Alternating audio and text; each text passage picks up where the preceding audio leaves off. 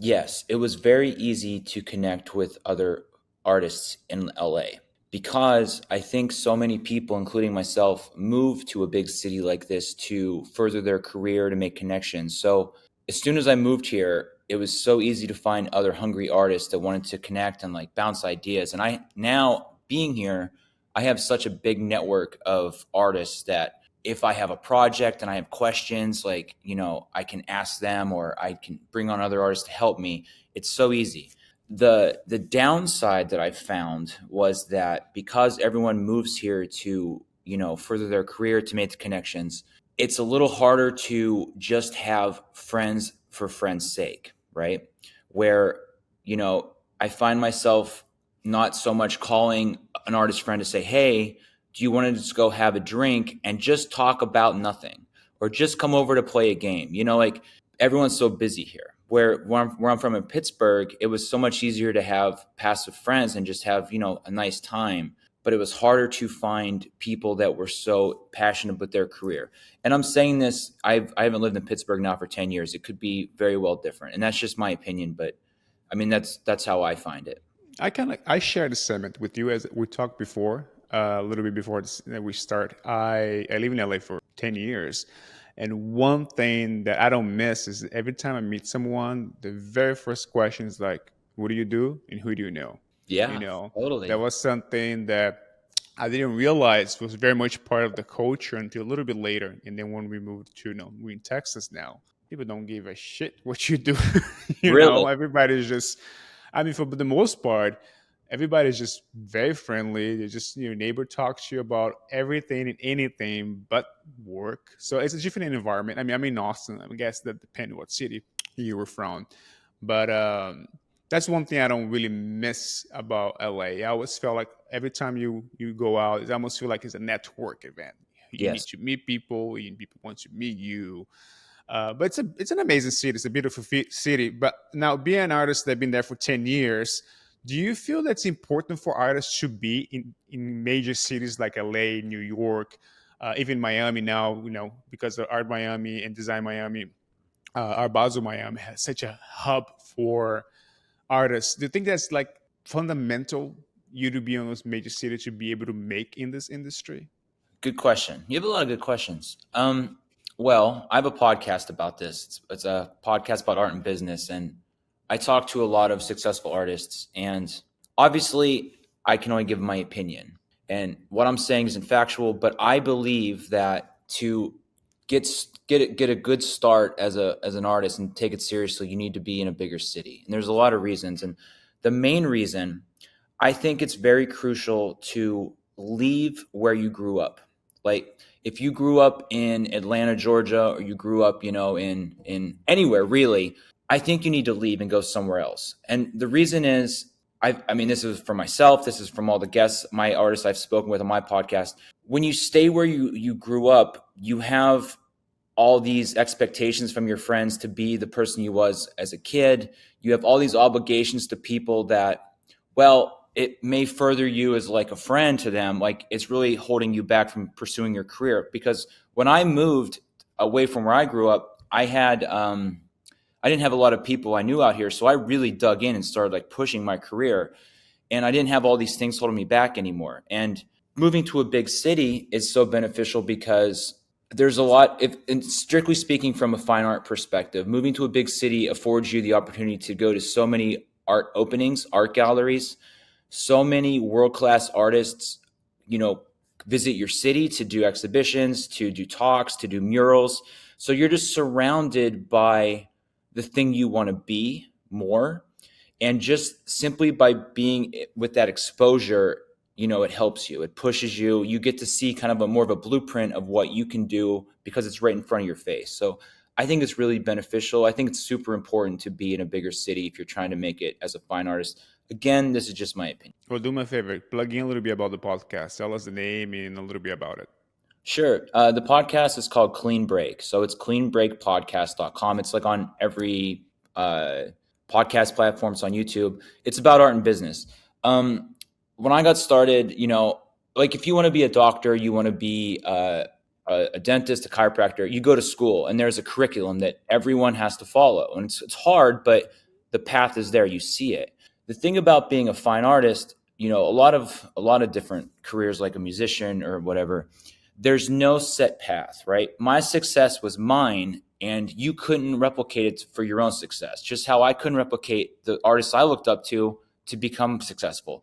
But I do think that if you listen to my story and you listen to this artist's story and this artist's story, you can pick a little bit from everybody and use that to find your own way. So that's kind of why we do the podcast, just sharing tips and information and stories that young aspiring artists can use to help elevate their career, because it's so hard to, I think it's 1% of artists that are trying to go full time make 10,000 a year, and 1% of 1% are actually successful. So it's such a narrow window we're all trying to get through. So I just want to help people get through that window. Have you managed to see any common pattern? As you mentioned, everybody has their own journey, and the way they accomplish success is very different from each other. But do you see there's a common denominator in most of them that you can point out?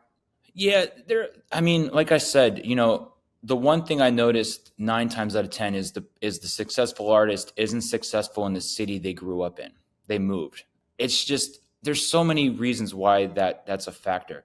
But the real answer, it's so cliche, and it's simply the fact that every successful artist I know would be doing this whether or not they were successful. They were doing it before they were successful. Success was just was a byproduct of them living their life, and if they lose it, they're going to keep doing it. Like, I think that, like a lot of younger people, they could look at a musician they really like, or an athlete, or an artist, and they just see who that artist, that musician, that athlete is today, right? They're up here and they're doing all these things. They don't see the 10 years, the 15 years it took to get to that point. So I think a lot of young people just start for the wrong reasons. Like, they think they're going to turn the switch and immediately be able to charge these numbers, have this many listens to their songs, play for this team. And they're not actually doing it for the passion. They don't actually like it enough. Like, everyone that I know that's successful as an artist, like, this is who we are as a person. Like, everything that comes out of our mouth, everything we think, everything we do, it has an artist mentality to it. And I find that those people are the ones that are successful. Since you started the podcast and have the chance to have more of an open dialogue with such a great amount of creative people and artists, have you discovered anything about yourself that you weren't aware? Yeah, what's it's really interesting is that, for selfishly speaking about myself here, I've been doing the podcast for 5 years, so my career has been on an upward trajectory, thank God. And the conversations I had in the beginning were much more excited with the guests, because we're both just like really excited about everything and trying new things. And over that 5 years, I've seen some stuff. I've had success, I've had failures, COVID happened, so many things happened in my career where now I can talk with a little bit more wisdom, I guess. And also I can like share war stories. And sometimes I use the podcast a little bit as therapy, like you also had a nightmare client or you also had a painting that shipped that got destroyed. Well, let's therapeutically talk about it together, So I learned that I like to do that. And I also really, I kind of always knew this, but I've always been the kind of person where if I know something that can benefit someone else, I want to share it, and I really like that. And I really don't like when someone holds information and won't help other people. And that really makes me mad. So I learned that about myself. Like, I just really just like sharing and helping people. Oh, that's very nice. Now, in the last 5 years, so much has changed, as you mentioned as well. Not only doing the podcast, but COVID, the economy. And I think in our world, things really can tend to change quite a bit every so often. And now we're in the thick of the whole conversation about AI and what it means, to be an artist in 2023, going on 2024 and on and beyond. Now, having the opportunity to talk to so many different people, when you look at this, I would say opportunity, but this change, are you not, I don't want to say threatened, but are you excited about what's going on, or Yeah, not really? I am. It's incredible. I think AI is so great. It's awesome for so many different reasons. I had some conversations with this. I went to dinner recently with one of my artist friends, and we were talking about all the different ways it can benefit us. And like, just simply the fact that, using, just for example, Midjourney. You can blend images in Midjourney. So you can take two of your old works and just tell Midjourney to blend them together. And it just shows you like a weird thing that you would never think of yourself. And then, using ChatGPT to, um, uh, some mall in Singapore reaches out and says, "Hey, we want to do an activation with you. What do you want to do?" And you could go into ChatGPT and like, "Hey, there's a mall in Singapore and I'm an artist. What should I do?" And it just gives you ideas, and not like you just copy paste the ideas, but like it's just an extra tool to help you generate resources and ideas. And I completely understand what you're saying about, some artists feel threatened because now you can just type in some words. I don't think that any artist that is seriously working is going to be threatened by it. It's because, like, at least for me, every image I've seen that AI made, it looks so artificial. It looks Mm. so much like AI made it that I think we can tell. And obviously, there's going to be companies out there that are cutting costs and like they just don't care, and they're going to use AI artwork because it's cheap. But those people were going to take advantage of an artist whether or not AI existed. So they're not the people you want to work with anyway. It's my opinion. That's a good point. I think that's something that definitely to pay attention to. I think what you just said at the end, that the people that will likely use AI for that sort of plan will be likely taking advantage of the situation. Yeah. Yeah, exactly. Your work, it's quite interesting. It's very provocative. It has a lot of different dimensions and you use a lot of pop culture elements to it as well.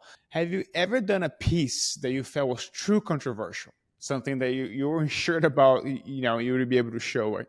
No, not really. I mean, I purposely don't try to do that with my art. I mean, there were times in the past. I don't like to paint. Like sometimes, like a lot of, if people are not familiar with my work, there's a lot of characters blowing up and like, and it's not in a violent way most of the time. But there's every once in a while I'll paint paintings where people are fighting, right? And like the reason why they're blowing apart is because they're getting hit. And I've been asked to do like commission paintings where a woman character is getting hit, like Marge Simpson.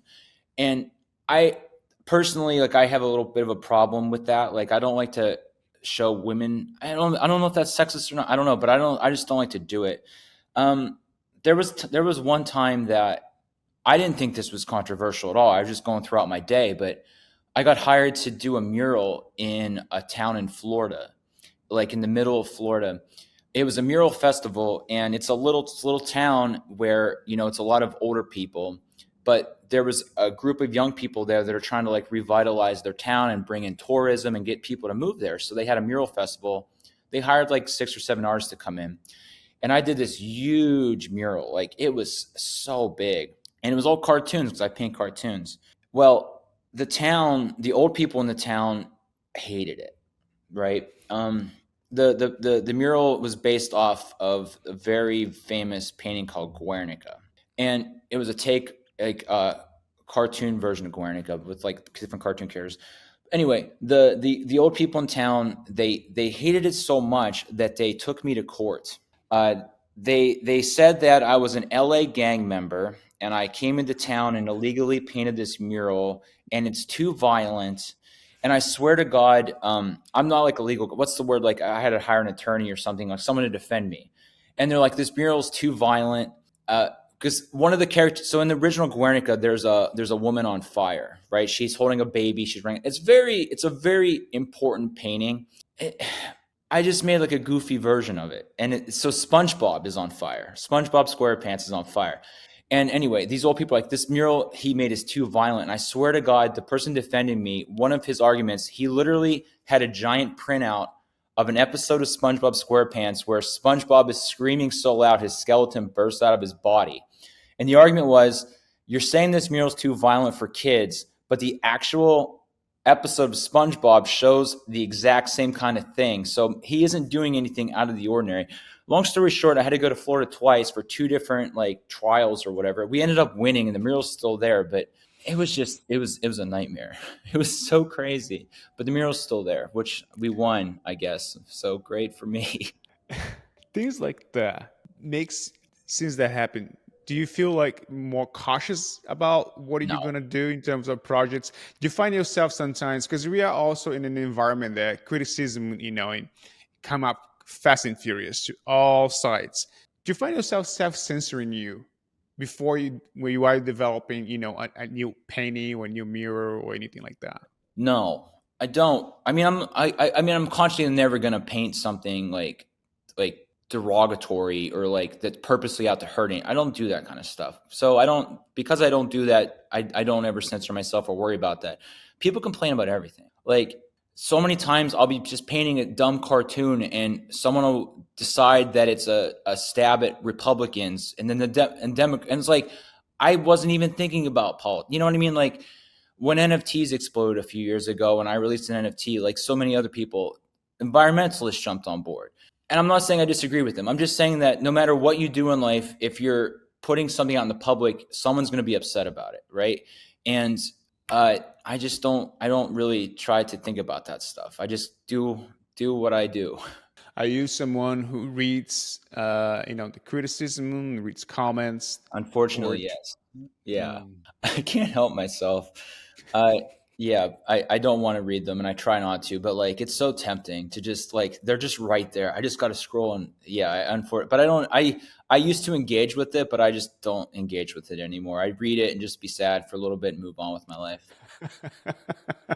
I'm assuming most of it's positive than negative, though, right? Don't Oh you yeah, think? yeah. You know, it's such a dumb thing, man. Like you can have 99 people saying congratulations, good work, and one person says it sucks, and that's the one you remember. You know what I mean? It's so dumb. That little piece of shit. You're right. Do you think though now, since because you have a great following on social media as well, you have a great presence online. People can can see your work and engage you with as well.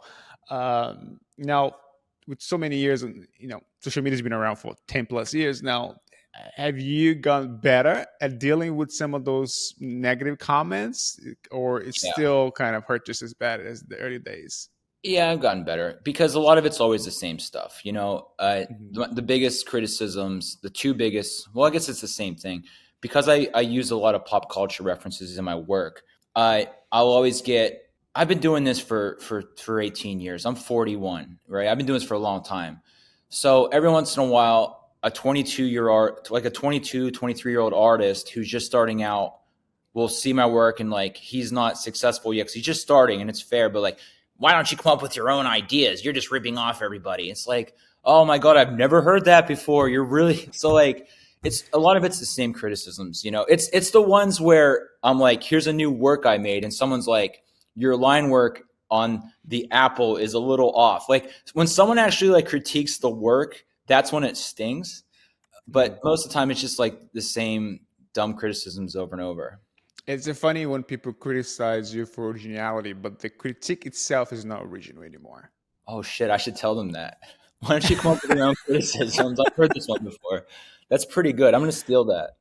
Yes, take it away for sure. Thank you. Now, on the positive side, I always like to ask, uh, what was the best compliment you ever got?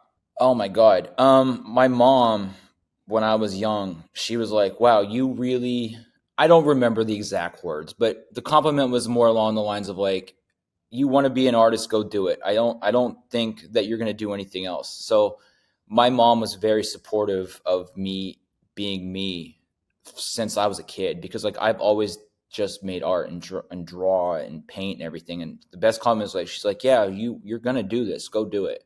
And she supported it the whole time. So that's probably the best compliment. How old were you when that happened?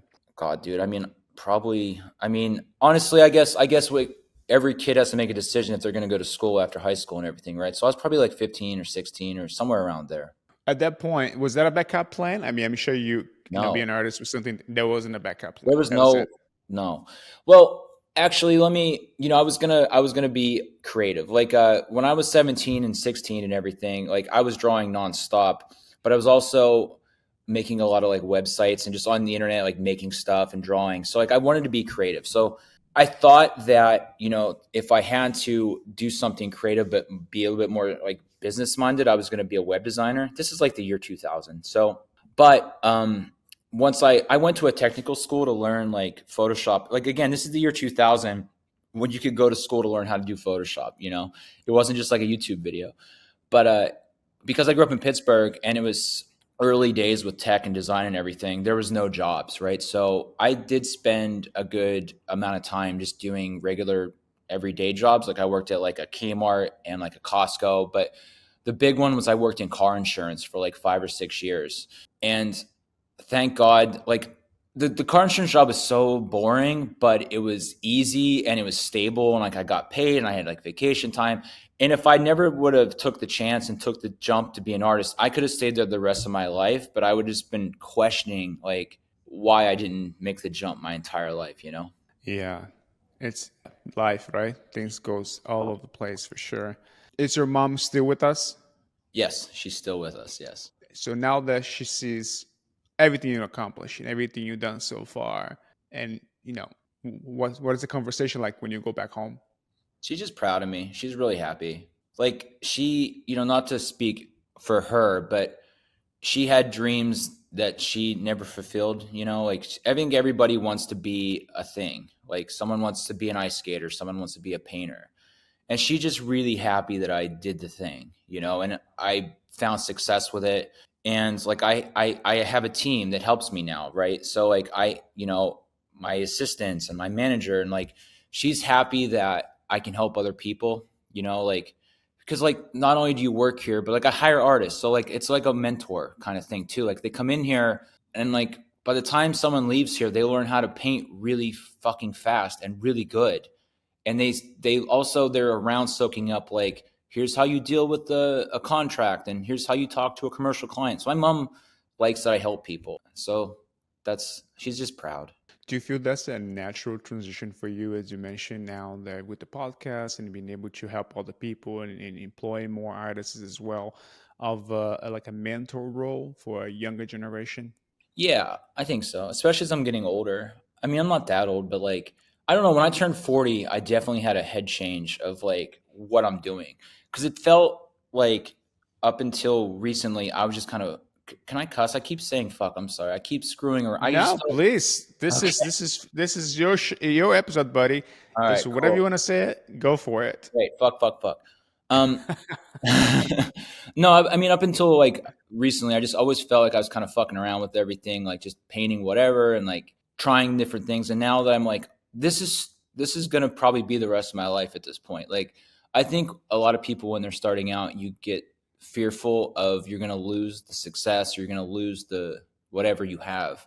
But I don't think it's gonna be like that, knock on wood. And I realize this is gonna be who I am. So then my mentality changes a little bit to like, okay, what can I do with this? How can I help other people? Which is when the podcast comes in. And like just for example, at this exact moment, we're trying to trick an art supply company to let us buy like $10,000 worth of art supplies wholesale because we're going to give them away.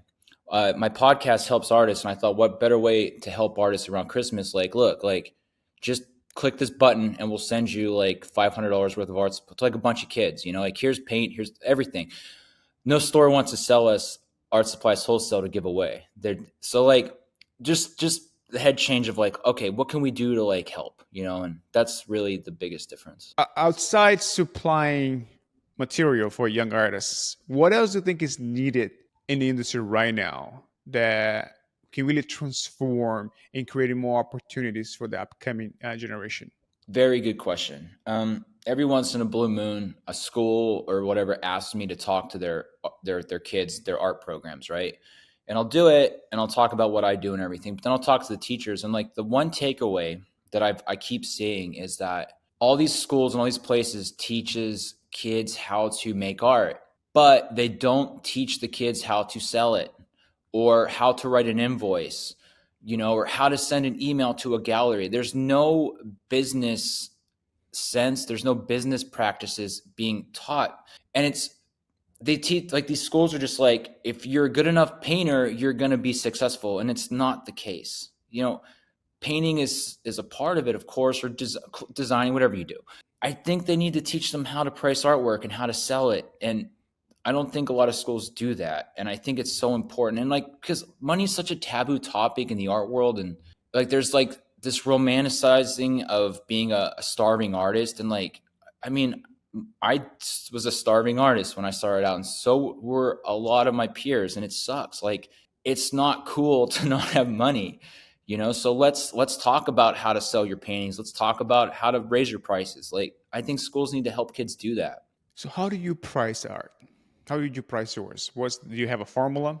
Yeah, I have a formula. Again, this is my opinion. So this is what I did, and again, like I said earlier, my success isn't everyone's success. Everyone's different. I wanted to be a painter, but at the time I wasn't selling paintings, so it wasn't practical to become a painter overnight. So I worked in the music industry for a long time, designing as a freelance illustrator. Like, I did T-shirts and like posters and like everything. So while I was doing that all day, at nighttime I would paint. In my first art show, I wanted to make, an art show, so I did 10 paintings, and I didn't have a name in the art world, so I found a bar in Pittsburgh that had monthly art shows where every month they would put up a different artist's work. It's pretty common in every city. And my first art show, my paintings were $100 because it was very important to me to have that work sell, right? Like, there's two ways you can go in the beginning. Low, you sell your work for very low so it gets sold and people are talking about it, or you start very high where it's going to be harder to sell, but if you sell one, you have a lot of money, right? This way is much harder because if you're a brand new artist that you have no track record, you have no selling record, it's going to be really hard to convince anyone to spend a lot of money on your work. It just Hmm. is. Because a big part of the art market, not only do people buy work because they like it, but is this artist price is going to continue to rise? People invest in art. They want to buy a painting off you, Yuri, for $1,000 and know in 10 years it's going to be worth $10,000. That's how the art world works. So they want to see an artist constantly moving forward. And to do that, you're constantly selling out your work, right? So when I started out, it was $100. My second show was 200, then it was 400, then it was 1,000, and it's just been a steady increase. I think that's the correct way to do it, but that's my opinion. I was watching a video of you on YouTube, and you in an interview with somebody else, and you said something that quite often you don't even like the work that you do most of the time. Yeah. That you're very critical of yourself. Yes. It's still the case. Yeah, man. Well, who was I just talking to about this? I just had an interview with a guest of mine, and he said something that I also felt strongly about, was that when I wanted to become a painter, I didn't wait until I was a great painter. I just started painting, and I started selling what I made at the time for low cost, but I was talking about it.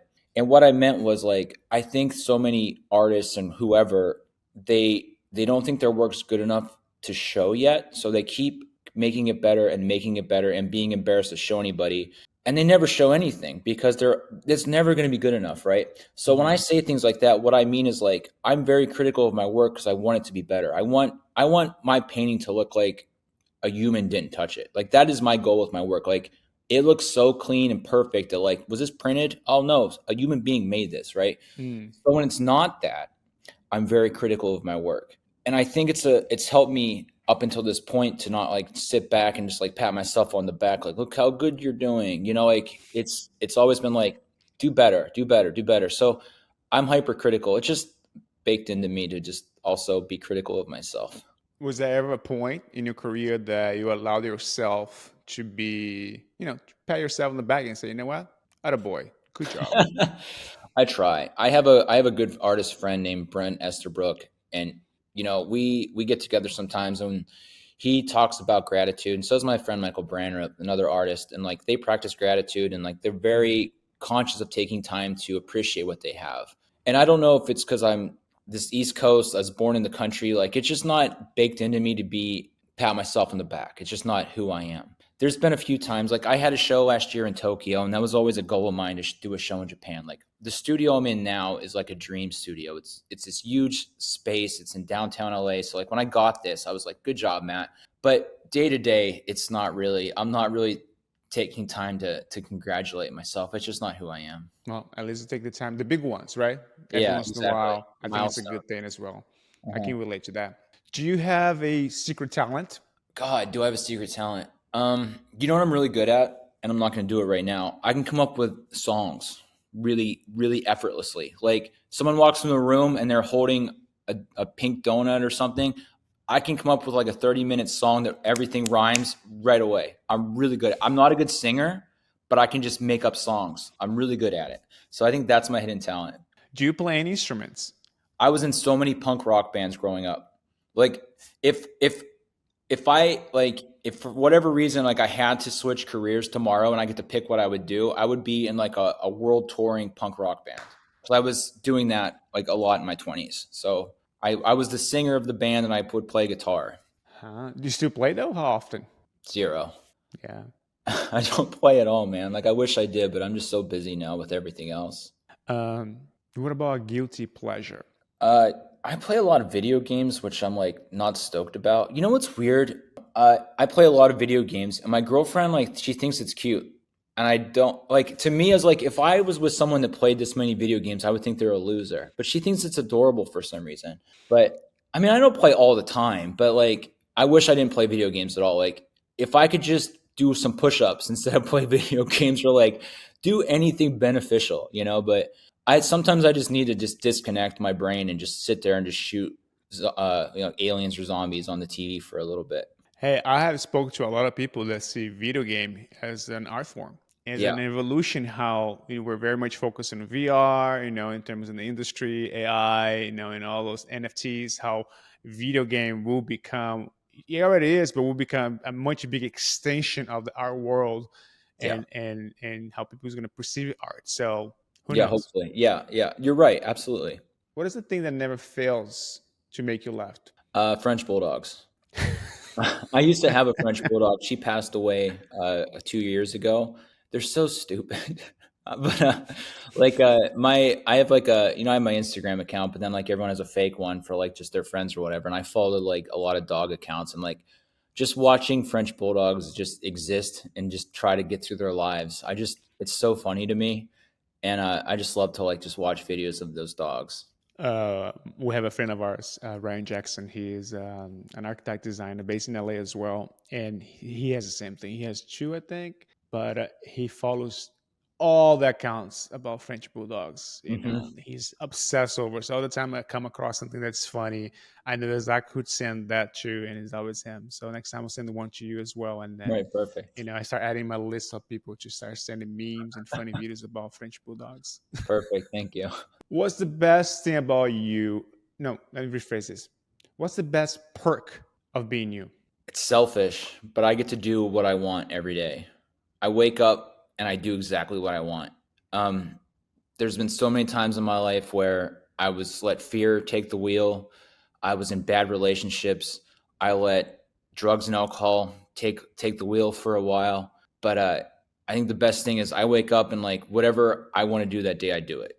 And just lucky enough that my job is the thing I want to do. Like like today, I'm gonna paint. I'm gonna paint on some prints, and I'm gonna take some photos of some t-shirts I made, and like that's the best thing. This is the part I usually ask. There's three questions that I ask to everybody, and it's to recommend us a book, a movie, or TV. In this case, even a video game to play, Hmm. and a guest. Who should we invite next? So, do you have a book that you like to recommend us? Yeah. Okay. So I my friends. So the guests I would recommend. I have two good friends. I mentioned them already, but Brent Esterbrook is a fantastic oil painter, and Michael Brandrup is another fantastic painter. And what's great about those two guys is that when I get together with them, we obviously talk about art, but there's all these other things about being an artist. And I do think one thing that people don't do is, like I said earlier, focus on the business aspect and then focus on self care. Um, I would recommend those two guests. But one of the books we talk about it a lot. It's called Scale or Fail. Allison Maslin. Uh, it's basically a book about like I think like so many artists in my circle, we have our little thing that we do, and we don't know how to take it to the next level. And this book's about like you have to bring in more help and more smart people to scale, or you're going to fail. So that's the book I'd recommend, Scale or Fail. I want to recommend a movie that I've been telling everybody about. I just saw it's so weird. It's called Biosphere, and every time I tell people to watch Biosphere, they're thinking I'm saying Biodome, which is like a Pauly Shore movie from the '90s. But Biosphere just came out, and the movie is about the world has ended. It's the end of the world, but right before the world blew up or whatever, the president of the United States hired his best friend, who is like the head of science for like the United States, to build a biosphere for the president and his best friend to live in, right? And it's about these two men who are in this biosphere surviving, and how like nature won't let a species die. So things happen, and it's like a dark comedy, and it's so weird. I recommend. I mean, people should at least watch the trailer. I don't, because if I tell you anything else, it's going to spoil the surprise. But it's crazy. So I recommend Biosphere. Anything that you should tell us about any upcoming exhibition projects? Anything that you're looking forward to that we should be aware? Uh, I don't even know the dates of things coming out. So, I mean, there's really nothing to promote other than like, if someone's listening who's trying to make money being a designer, an artist, or a creative, check out my podcast, cleanbreakpodcast.com. It's like on everything. I'm working on a series of 104 paintings right now. They're all little, but they all connect into one big piece. It's called Total Recall. And that's going to be out next year with like a print release and like a show, but we just don't know when it's going to be yet, because like it's such a huge undertaking to make that many paintings. But that's like the big thing I'm working on right now. Excellent. Matt, thanks so much, man. This has been fun. Yeah, thank you. And I apologize for getting the time zones mixed up, but thank you so much.